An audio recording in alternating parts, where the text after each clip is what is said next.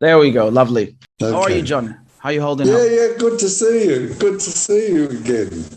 Good to see you as I'm well. okay. It's winter time here. You're dressed for summer. I got a coat on. Yeah, yeah, it is. And I saw you the other day. I saw you in the virtual Yeah, courtroom. yes, I saw your name there too. Yeah, It wasn't too bad. You could hear most things. yeah. For like, it depended on who was talking, but yeah, you could hear sometimes most things. I Yeah, mean, yeah. did you manage to catch the whole thing? Yes, I did. I find uh, uh, James Lewis, when he speaks, puts me to sleep. And when Claire Dobbin speaks, I just get angry. Yeah, So I yeah, stay awake for the whole show. She, she's got this real gift for making a snide comment in a highfalutin sentence exactly. with a touch of patronizing. It's just us making these decisions. That sort of feel in it. It really gets up my nose. I Yeah. think No, it's supposed to. Yeah. I think she said something like Mr. Assange's concern for his family went to the wayside when he decided to publish information. I was like, did she actually say that? I was like, yeah, she Yeah. did. Yeah. Unbelievable, Yeah. Yes. unbelievable. Yes. You remember in the original hearing back in February, no, September, Yeah, August, she said of mentioning how in Sam's in Florida, what's the name of that? Anyway, ADX Colorado. Supermax. Yeah, Florence Supermax in Colorado. She Yeah, said Abu Hamza's been there, and things are so trivial there that he refused to go to court unless his toenails were cut. yeah. I remember when she Abu said that. Hamza's got no arms. Exactly, exactly. Such an appalling person. No, really, just unbelievable. She makes me do double takes sometimes. Like she actually say that. Unbelievable. Yeah, yeah. Yeah, what did you make of this decision in the end on Wednesday in court? Oh, I just think that there's the clearly the female judge was yet another disgruntled magistrate. Holroyd seemed to be. It came to a decision rather quickly, so must have been prepared. So it seems to me as though the momentum has remade itself into the consideration of Julian's character and the destruction of Stella's aura as a noble wife. So instead of the mountain of misfeasance, malfeasance, procedural irregularities, conspiracies between the Crown Prosecuting Service, the CIA, and the Swedish Prosecuting Authority, and all of the crimes that Wikileaks published and Chelsea Manning leaked, all of those crimes have disappeared. And now we spend 2 days in October examining Julian's mental state and his character and destroying his wife. I think it's pretty shoddy, actually. Yeah. And also, I feel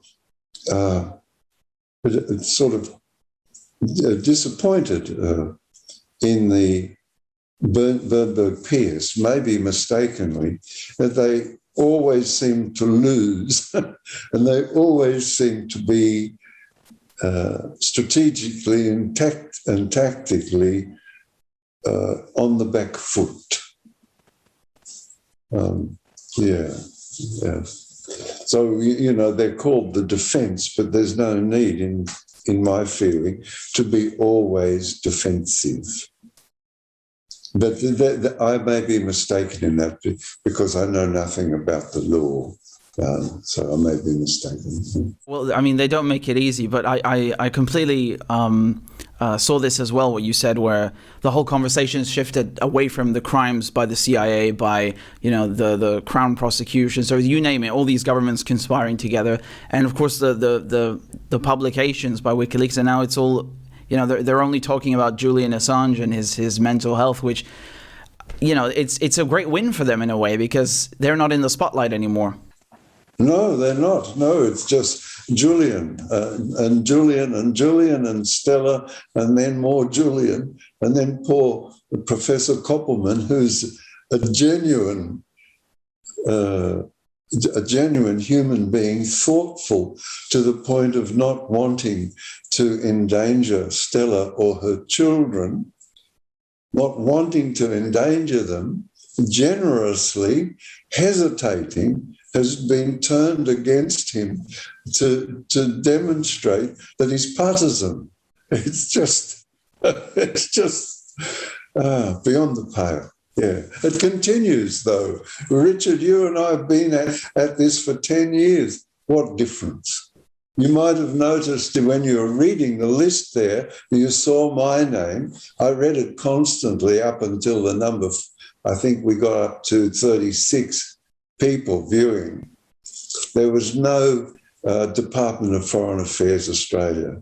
Are you disappointed with the level of support from them? And very, very. They constantly, for 10 years or 11 years, have found a mantra, as though they went to Rishikesh, and they found a mantra to utter over and over again, is that we have offered consular service.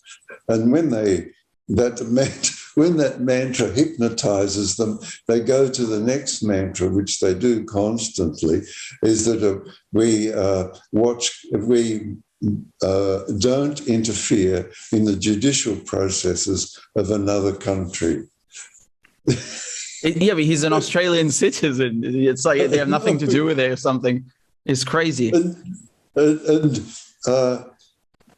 Nils is very good on this. He's a good talker. But the conspiracy between the Crown Prosecuting Service, the Crown, and the Swedish Prosecuting Authority is documented. And I've sent those documents to the Department of Foreign Affairs, but, they seem to be... it was Nietzsche who said, there's no monster colder than the state.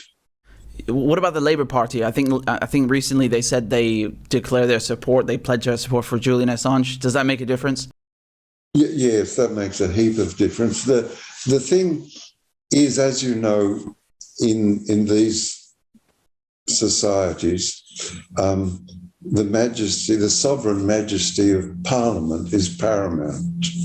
Yet every institution of state is envious of those powers. So the institution of Parliament has a lot of power. The individuals within Parliament are mostly vulnerable, but as a unity.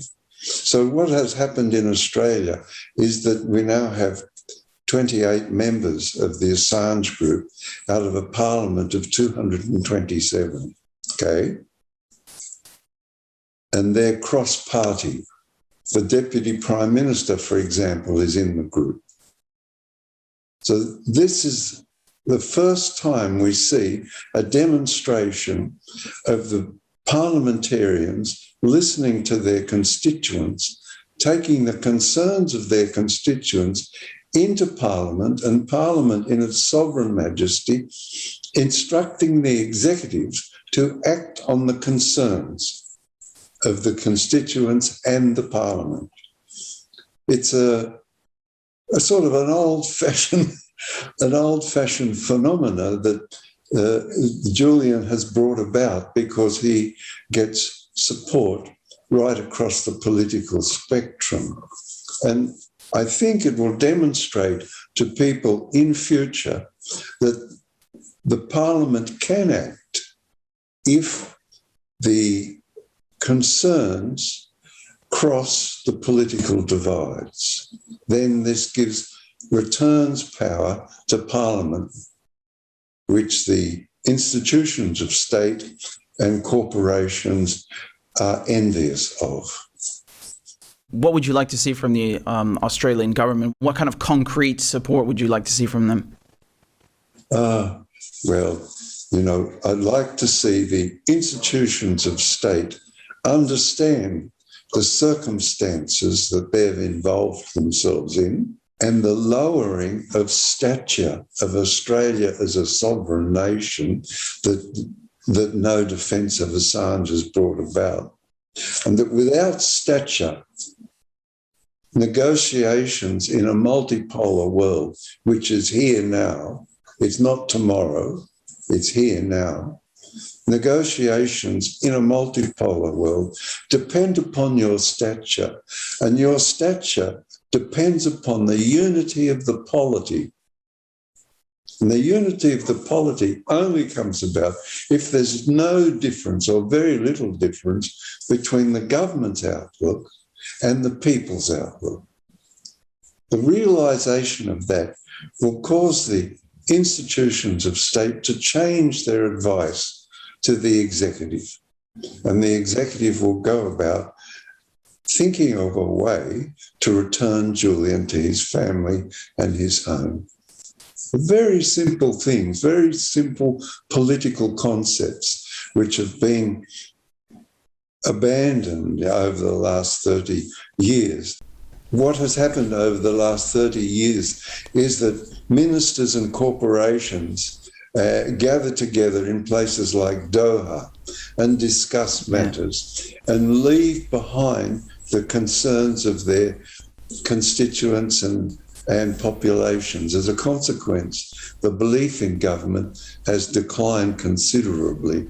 And as you can see in Germany, tens of thousands of people march against the regulations so that there's no faith in government. In France, last 3 weeks ago, 6.5 million in 29 cities marched against what they call the pass sanitaire. Yes, the sanitary pass. Yeah.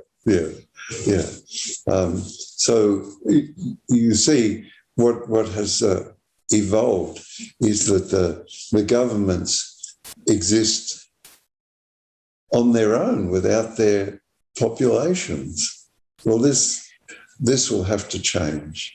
And a good example of that is the concern for, 650,000 Australians have signed the petition to bring Julian home. The largest petition ever served. Extraordinary. You and I can run through this very, quickly, and it's good fun. There's a support for Julian in the European Parliament. There's a cross-party group in the Bundestag. There's a support for Julian in the Austrian Parliament, in the Norwegian Parliament, in the Swedish Parliament, in the French Parliament, in the Spanish Parliament, in the Mexican Parliament, in the Chilean Parliament, and so I can go on. There's support for Julian across the Middle East among the people is vast. I go to Lebanon and I don't pay for a meal. People, the Lebanese are very generous. And it's the same in the Gulf states. Of course, the administration of the Gulf states are always anxious, always insecure. But the people support Julian. Yeah. Oman, it's both the government and the people support Julian, but the rest of the Gulfies are a little bit too insecure to make public statements. It was good seeing Jeremy Corbyn outside the court. You know, not many Yes, UK politicians turning up. So. and so perfectly dressed to fit in. You know, didn't take a higher position, just perfect. Yeah. I'm very fond of that man. Yeah. Do you know his brother? No, not personally anyway. Do you know of his brother? Look him up. Piers Corbyn. Very interesting human being. He's an astrophysicist. Wow. I didn't know that. That's fascinating. I will absolutely look him up. You know, John, speaking of all this wide support that Julian gets, I mean, what's bizarre to me is that in the court, they're questioning Koppelman's expertise, but we had so many doctors. I mean, I can't even remember all their names. There was so many doctors who came and testified on his behalf. And I mean, does this basically mean that in October they're going to question everything they said? It seems really... The foundation for the Judge Baritza's judgment was Koppelman and Dealey. So they'll destroy Koppelman. Dealey, I don't think they're so concerned with, because Dealey is an expert on Asperger's, and so I don't think they're so concerned with that. But Koppelman, they will do everything they can to destroy. Yeah, this is, I mean, we saw this in September, right? This like character assassination. They did it with almost every witness. Yeah, and the judge didn't once pull them up. Not once. And James Lewis, the excuse was that, you know, we have to test the witness. Dealey, do you remember how Dealey dealt with James Lewis? He never looked at him. James, because we're up the top, you're down in the press, you're in the annex. We're up the top and we look down. The witness box is here. And so we see what James Lewis does. What he does is he asks us a question and then throws the question, you know, turn and stares like that. Well, Dr. Dealey. And so in the end of James's questioning of Dr. Dealey, James almost wept. He said, "Why don't you look at me? Why aren't you looking at me?" Like a little kid. Why don't you look at me? I'm pulling a face for your benefit. Yeah, he always did this pose, like, look at me. Yeah. That was really funny. Very funny. It's like it's a comedian. I mean, maybe it's effective because he's got a good career. I don't know. Anyway, he got £30,000 for that. Oh, really?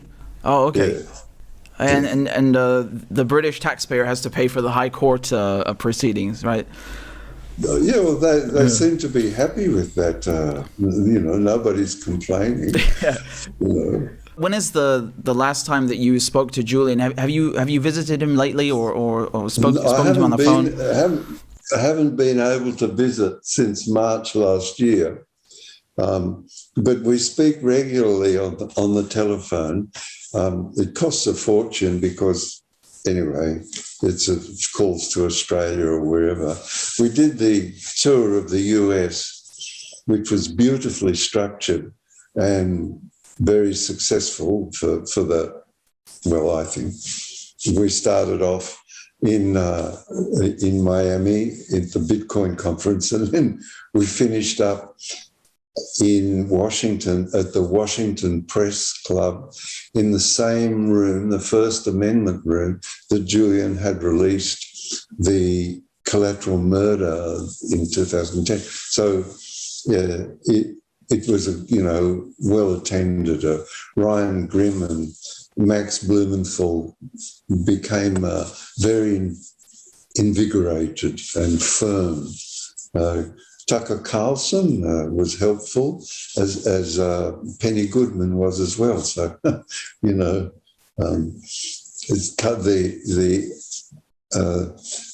the umbrella of the First Amendment embraces everybody. It does. And I mean, this tour that you did in the United States, do you have any other plans to do something similar, maybe in Europe? Yes, in the UK. In the UK. So the hearing, as you know, in October, will decide if there is going to be an appeal. So that 2-day hearing, or I think the defence want 4 days, don't they, in October. So if they say, yes, there will be an appeal, they'll give a date for that appeal. That'll set the date for when we go to the UK and do a tour through the UK. And Nils Melzer's book coming out. You read German, don't you? Yes, I've actually been reading his book because it's out in German. It's not out in English yet, and it comes out in February, right? So I've been reading the one in German, and I was going to do a video on it soon. Ah, cool. Yeah. Cool. He's good company if you feel like zipping up to Basel. I think he lives just outside Basel. Yeah. Yeah. It's good company. Yeah. Yeah, his book is really... Huh? Oh, he does? Yeah, and he speaks more languages than you. Yeah.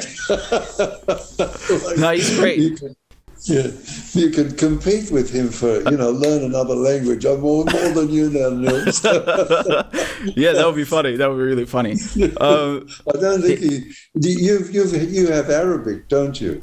Yeah, so I went to a French high school, so I learned French that way, and German here, and then English from my father and Arabic from my mom. So 4 languages. Yeah. I don't know if Nils is close to that, but... Nils has German, Swedish, English, Serbian. His wife is Serbian, and a Serbian dialect, which I don't know, Kosovan or so, which I don't know about. He does have French, but he doesn't. I don't think he's truly fluent in French. I'm not sure. Okay, so we're tied for 4. Yeah.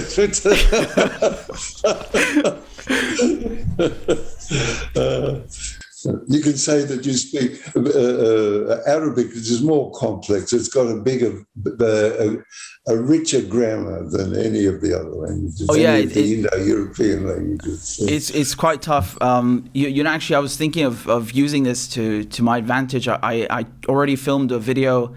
Because I did a video on Assange, like a recap of his case in English, and I refilmed it in German, and I'm going to put it out next week, and I'm going to do it also in Arabic and French to kind of, educate as many people as possible. And I thought, why not? There's the media are either not reporting or they're spreading lies, so we have to counter it as much as we can. Yeah. And anyway, it's popular subject matter in the Middle East. And in the Maghreb, in the Middle East, you can't go wrong. John, I wanted to ask you, do you have any updates regarding this UC Global case in Spain? Because, they brought it up the other day and they said Baraitser didn't conclude on it because it wasn't done. I was thinking, how far along is it? Maybe have they reached a conclusion or something? I don't know. No, the hearing was... adjourned for a short while, but I saw Fitzgerald try to get it in, but the Lord Holroyd, he took no notice whatsoever. Yeah, it's scandalous, honestly. Yeah. Honestly, like as if it's something on the sidelines, like nothing big. They just spied on it, it's like unbelievable. It doesn't, unbelievable. Doesn't matter. Now turn the page.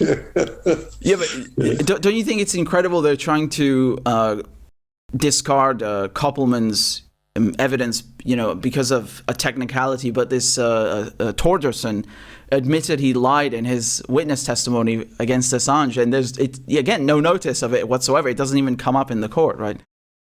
Of the 5 elements of the American appeal, none of them had room. The only thing there's room for, and we already discussed, The only thing there's room for is the destruction of Julian's character and the reduction of the stature of Stella Morris and the ruin of Professor Koppelman.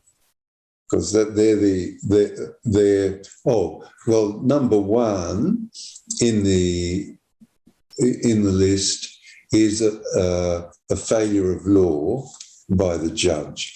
So in the appeal court, as I understand it, the appeal court can only consider matters of law, and that's number one in that list of 5. What the other 4 are doing there, they're all merit. They're meretricious. So that the appeals court doesn't handle that. However, the strategy and tactics of the prosecution have been able to bring before the court matters which will lower Julian's stature. So I get a bit cross with Bernberg Pierce. I feel they've been a bit outwitted here. However, we'll see. What did you make of these assurances also that were in these 5 grounds of appeal? They said, like the SAMs and Australia prison sentence. What is that? Well, I don't know. I guess there's no kids watching your show. It's bullshit. This poor bugger took his case to the ECHR, and the Americans gave all sorts of assurances that he wouldn't be put in a supermax and that he could stay, in the golf house or whatever in Florida. But as soon as he got to the United States, they put him in a supermax. They take no. They're not agreement capable, those people. 426 treaties with the indigenous people of the United States, every single one of them. But that's how they make their money. They suck people into an agreement and then say, oh, bugger off. That's really it. I even spoke to Gary McKinnon, he's the first one they tried applying this extradition treaty template on. And, he also fought this for like 10 years. And I asked him also because they offered him assurances and they didn't even bother putting them in writing at that time. Like, it's just so insulting, And yeah, he took one look at the things they offered to Julian, and he was also like, yeah, they're worthless. I mean, anyone can see that, really. Anyone. Gary fought a good case and had a lot of powerful people. I think Boris Johnson, was active in supporting Gary. He had good, strong people there. His mum is very helpful to us. That's lovely great. Woman. They've reneged on virtually everything, and yeah, it's just they can't be trusted, unfortunately. But no, not even the slightest, and they're just further. And I don't think it matters to them. What matters is that the persecution of Julian and the suffering of his family and the bankruptcy of his family and mother and father and brother and Julian and Wikileaks, that's their aim, Their aim is achieved. So everybody thinks the aim is to get him to the supermax. Well, it doesn't matter. Use up his resources, have another case, another 2 days hearing, barristers and solicitors and DEA and John Rees and myself and, 1,000 others. Yeah, it's like Stella said, the whole process is the punishment. Yeah. Well, it's not. It's so much punishment.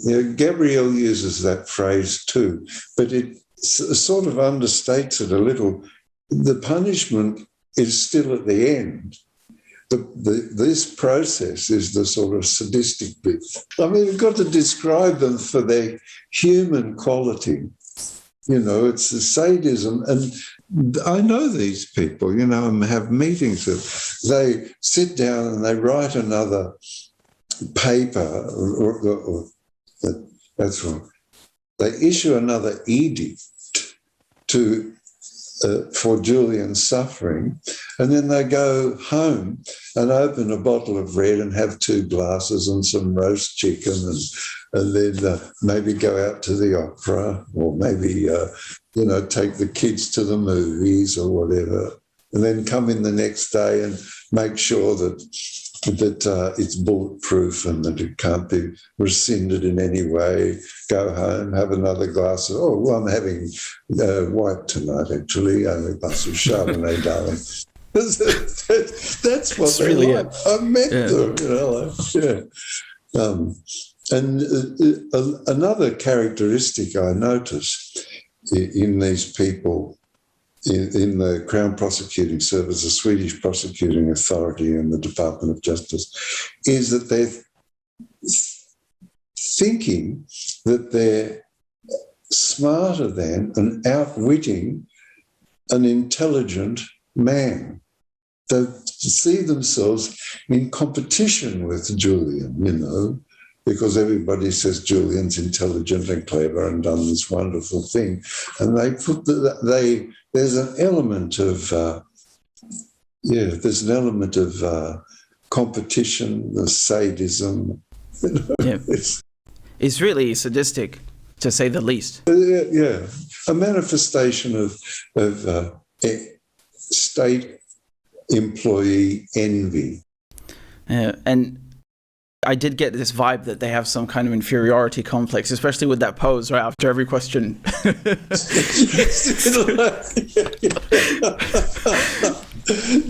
you manage to see that? Did you in the annex? In some instances, yeah. It was very funny. He has this technique of making his moustache bristle. Oh God. Oh God! They're really comical in some way. Yeah, they're real characters, Yeah. Well, I guess that about Fitzgerald, who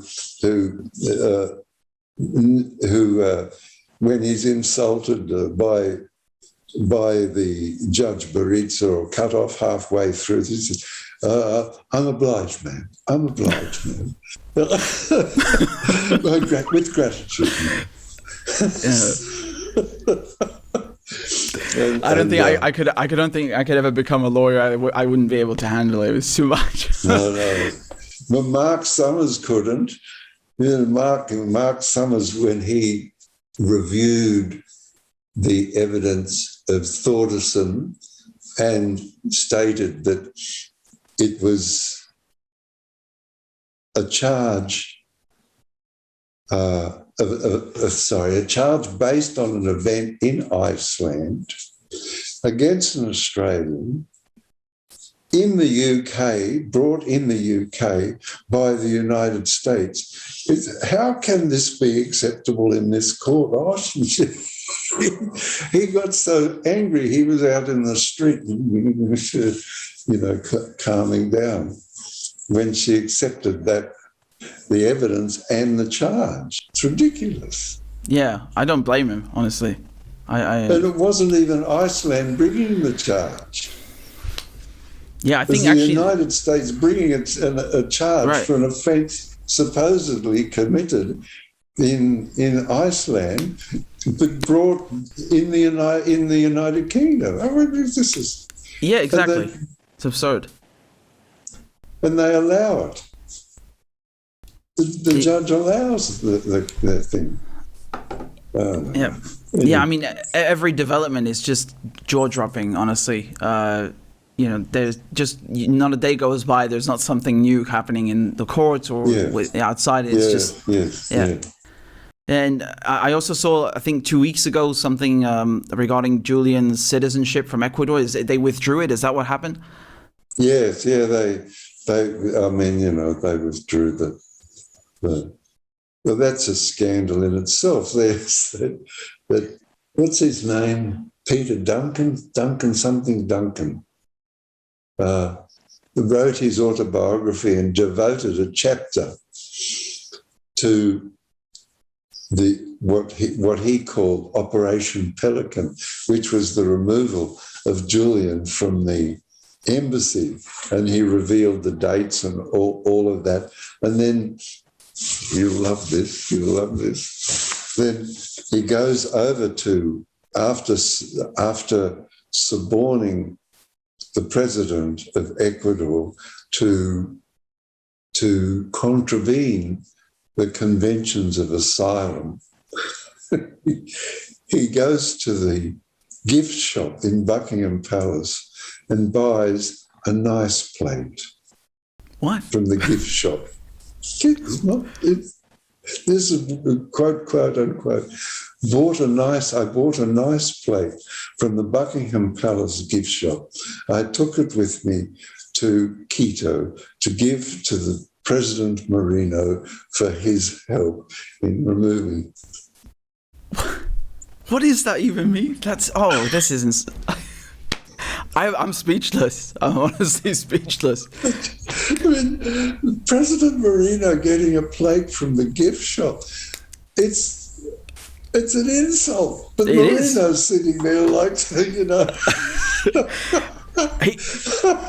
He got an IMF loan at least. That was worth something. Yes, he got it's worth more than a plate. And he brought, Moreno brought his nation into disgrace. Duncan, Sir Alan Duncan brought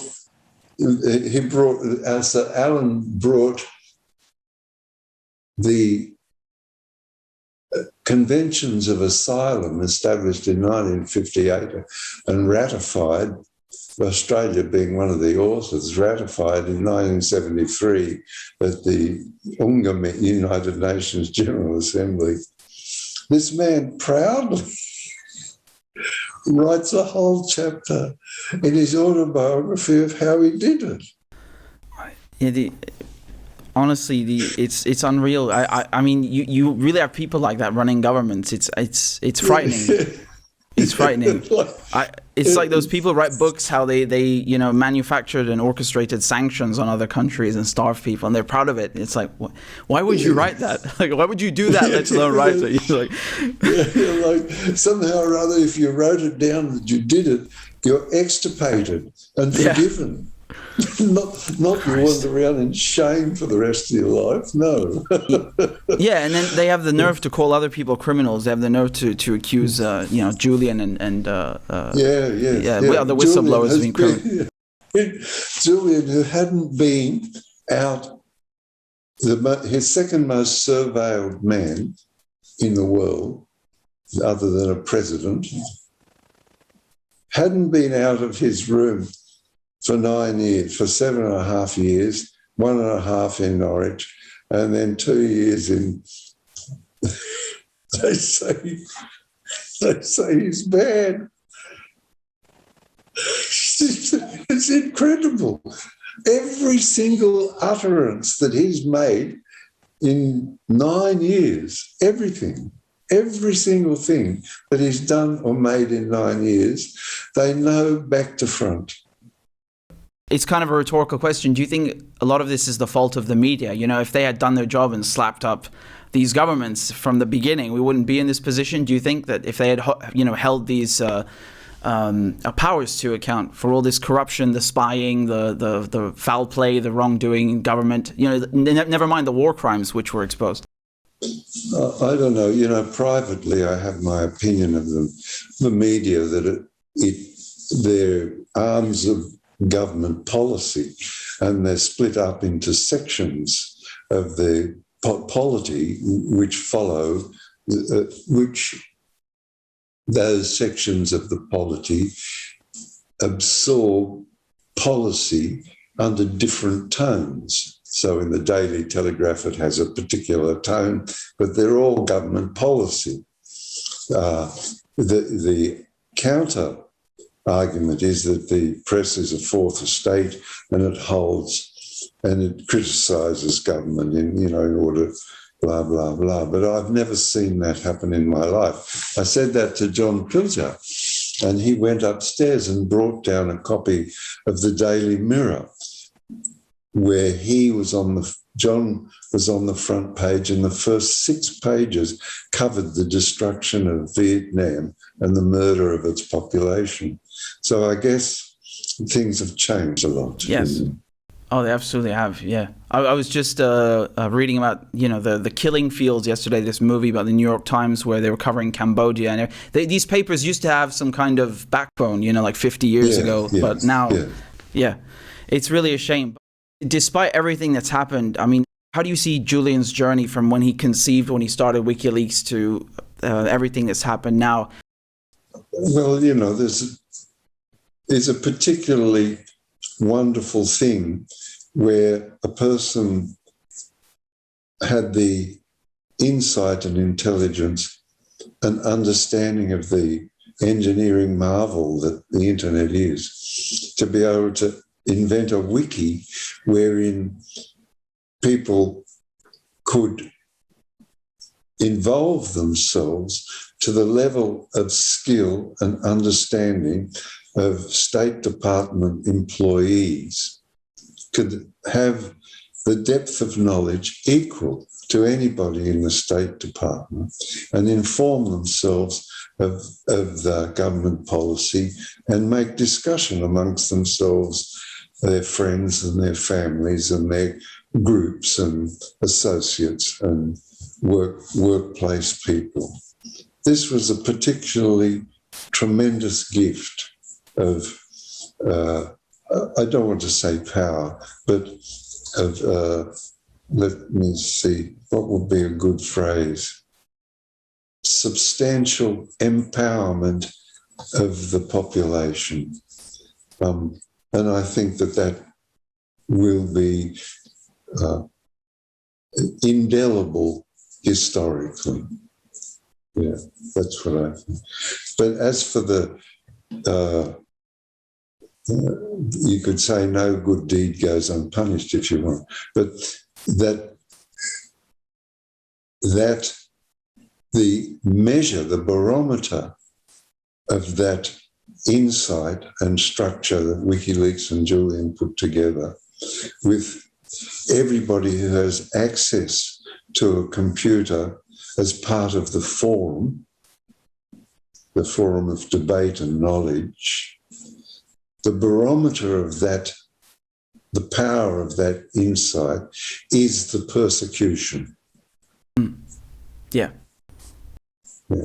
Are those a little, I mean, I know those ideas are a little complex to get across, but I think it's fairly clear that the quality, the empowerment, and the substance given to ordinary people, us, by the ideas that Julian and WikiLeaks put together, the barometer of its success and power is the persecution of Julian Assange, his associates, and WikiLeaks.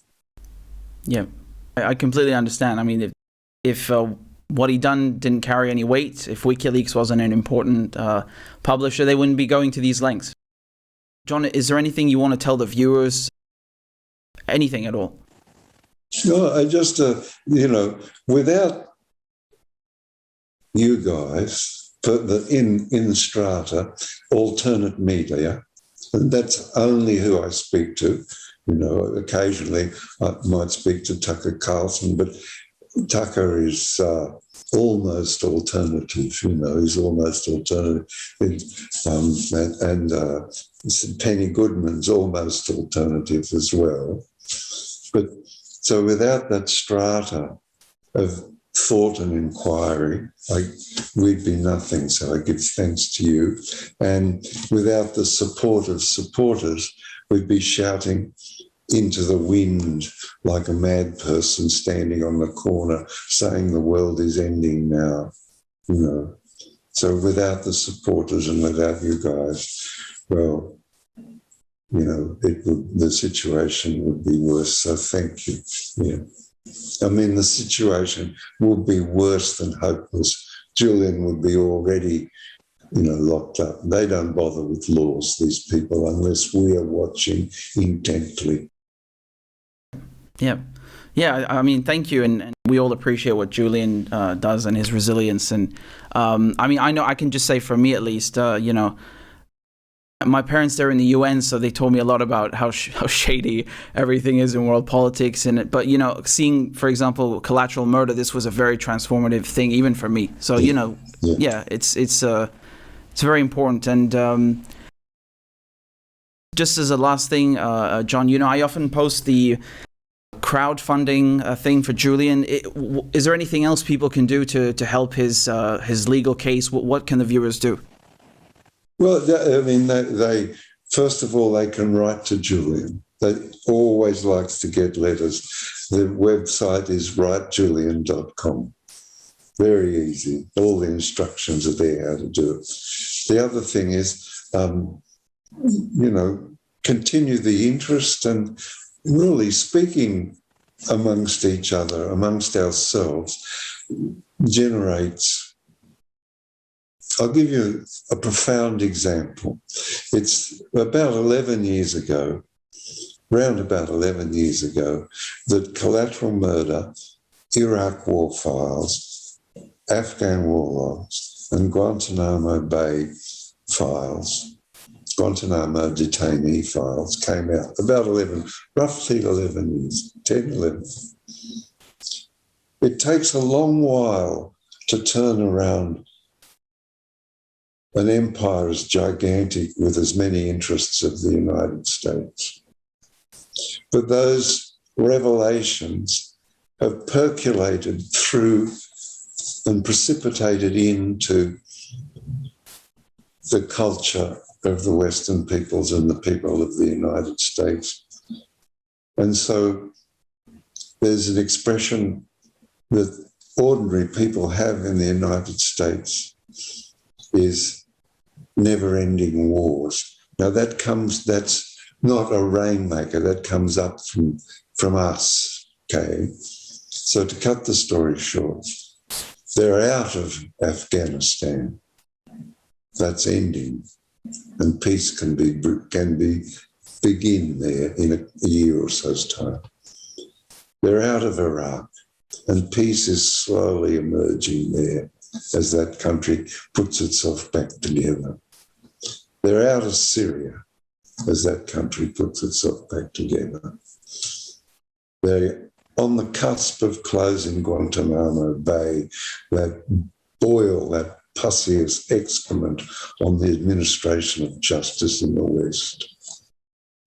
That is the result of the publication by Wikileaks and by everybody else of those files, and they're percolating into the culture, and the culture insisting that by way of removing support, because as a mass we don't have a voice, but we have a lot of power in that we remove support. That support has been removed and the wars are ending. The support has been removed, and a multicultural arrangement between these states, the nations of the world surrounding the laws in the United Nations is emerging every day. And that is a result of the historical movement of absorption of those understandings provided in the leaks that Chelsea Manning gave and Julian published in a format which allows constant access. Yeah. Oh, I left out one thing. We left out one thing that's pretty important, the cables. So it's the Iraq war files, the cables, the Afghan war logs, and the Guantanamo Bay files. Really important to understand that you guys and Julian, speaking of these things, brought about a historical change, and the only thing we can do is to, as a mass, remove support. for those adventures which we have done, and they are ending. I don't think anyone can doubt the importance of these revelations and how they've transformed how we view the U.S. empire and their allies in the wars. Absolutely. Just as a last question, John, what do you expect to see in the High Court? What do you hope to see in the High Court? Well, I have to say, I mean,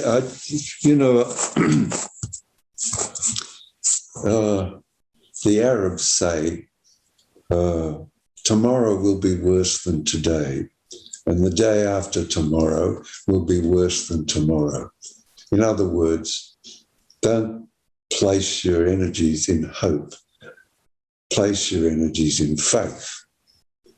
So I don't hope for anything, but I just have faith that in myself and Julian and you guys that we will prevail, because the stain of injustice would be so great that we would not any longer be able to act as a unified Western world. The stain would be just beyond our capacity to bear. So I have faith that Julian will come home to his family and so on. Yeah. When? I don't know. But I have faith that it will happen. Yep, me too, God willing. And, we're always standing behind him. And we're always... Inshallah. Inshallah. Exactly. Inshallah. Yeah. Yeah. So, John, thank you so much for your time. It's great chatting with you and having you on, and I hope to see you soon. It's lovely to see your youthful, bright face. So, yeah. Thank you. See you at the barricades. Yes, always. Shukran. And how do you say goodbye? Ma salame. Ma salam. Yeah. Ma salama. Ma salame, John. Take care. Bye-bye. Bye.